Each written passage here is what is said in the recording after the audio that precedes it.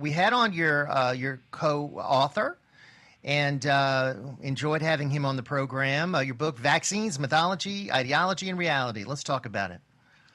That's it. We hit the New York Times bestseller list with this book. John Leake is the principal author, but it's really a gripping narrative of a 300-year history of the development of vaccines, but also, the rise of a religion around vaccines. They're presented and accepted based as articles of faith, not based on scientific evidence. And this is the reason why we saw the vaccine mania we did during the COVID-19 pandemic. So everybody ought to get a copy of this if they're interested in understanding how the human mind became so wild over vaccines.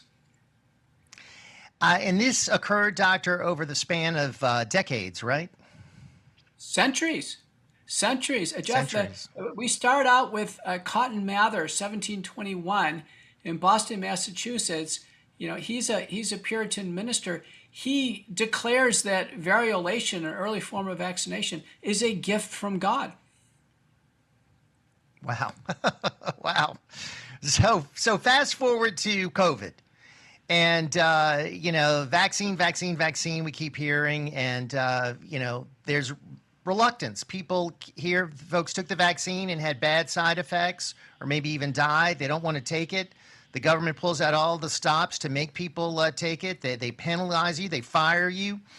They ostracize you. Yet still many Americans said no to it. Mandates. I mean, it was a nightmare, Dr. McCullough. Have we ever seen that kind of governmental enforcement of this in the past? We have late 19th century. We saw this in northeastern United States, Canada, and the UK, and it was over the smallpox vaccine. The same type of mania. No one even knew what caused smallpox, let alone if the vaccine worked or not, but yet people were put in jail if they didn't take the vaccine. And of course, we had people here lose their jobs, suffer tremendous loss, ostracized from family members, shunned from events. I couldn't even go to the city of New Orleans, my hometown. I mean, it was crazy until sanity sort of started creeping in. Voices like yours, I'm proud to say, my program and others, and eventually it subsided. That won't happen again, will it, Doctor? I think it will. There is a part of the human mind that's susceptible to fear, hubris, these bold claims, money, power. You mix all those together, you end up with basically a biopharmaceutical complex or a vaccine cartel that can run the table at certain times. Now, you're in Louisiana. It's one of the least vaccinated states in the country. Overall, 81% of Americans took one or more shots of the COVID shots, and 70% took two. I didn't take them. I'm a doctor. I testified in the Texas Senate in March of 2021. I said, listen, these aren't looking like they're safe. Turns out the vaccines never reduced the case count of COVID, never stopped transmission, didn't reduce severity. They didn't save lives. That's a false claim. It doesn't even say that in the consent form. Now, my estimate is fewer than 1% of people are taking shots. The schedule is right now, someone like you, Jeff, you'd be on your 7th shot. And these are, it's unfathomable. People aren't doing this. I didn't take any either. I'm proud of it. But here's the horror show, Doctor. My mother was in a facility where she didn't have a choice. Oh, no. And she had to take all the shots, and she developed turbo cancer that took her life. She was quite elderly and didn't want to, rock the boat. And I believe, and I'm no doctor, you're the expert, that there was a connection between her death and the vaccines.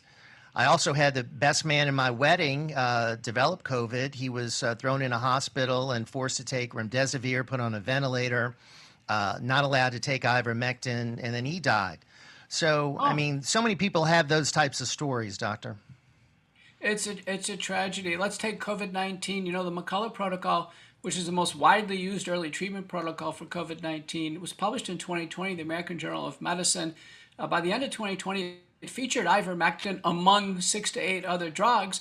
But ivermectin, in a large study called the ICON study from Florida, published in Chest, reduced mortality by 50% in the hospital. Every American should have been treated with ivermectin when they were hospitalized. It would have been much better to get it early. Every American should have received monoclonal antibodies in the emergency room.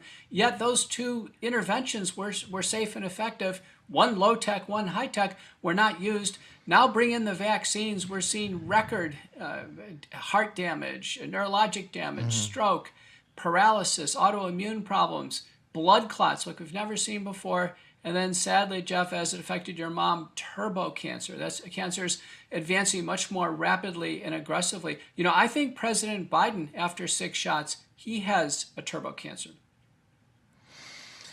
Oh my gosh. And then what about remdesivir? Is that still being used? Remdesivir this is stupendous, is still being used. And the WHO in 2020 said, do not use remdesivir. It doesn't work. It causes kidney and liver damage. That's the WHO said this. They revisited the recommendations in May of 2022, published in Lancet, WHO Solidarity Group. They concluded they were right to begin with. So no one's explained why U.S. hospitals went against the WHO and the European Society of Critical Care. Remdesivir hasn't helped anyone. It's been a disaster. The person that pushed a lot of this, is he ever going to be brought to justice? Is there ever going to be any charges against him? And of course, I'm talking about Dr. Phony Fauci. Fauci must have approached Biden and asked for this unprecedented 10 years of clemency for crimes he knew he committed. The crimes were fraudulent concealment of the origins of SARS-CoV-2, the Wuhan lab, suppression of early treatment, and then promotion of the vaccines, both of which took so many lives. So fraud and mass negligent homicide. I've personally talked to Rand Paul, and he's doing everything he can with the legal system to essentially dissolve the clemency and get a special prosecutor assigned and get some court, get some allegations under investigation. Right. Fauci is part of this. Ralph Baric at UNC Chapel Hill is a big part of this. The CDC directors have all, have implications here. I Right. testified in the U.S. Senate hearing May 21st, 2025, in the Permanent Investigations Subcommittee, and we concluded that the government, the Biden administration, and the public health agencies, Fauci included, suppressed the information on heart damage and allowed more young people to take the shots and suffer heart damage and cardiac arrest.